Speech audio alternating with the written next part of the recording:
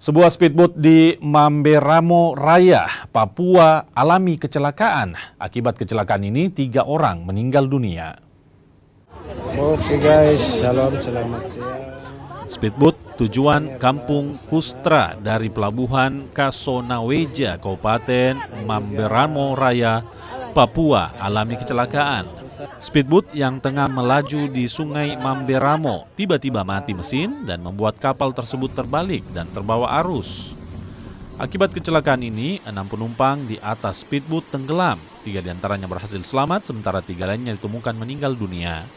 Sudah kami laksanakan dari kemarin sampai hari ini. Hasil yang kami dapat, 2 orang sudah kami temukan.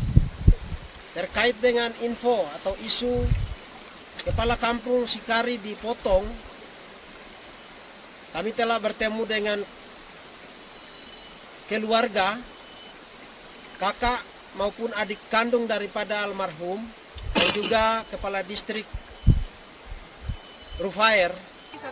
Saat ini, seluruh korban meninggal dunia telah dimakamkan. Tim Liputan Kompas TV, Mamberamo Raya, Papua.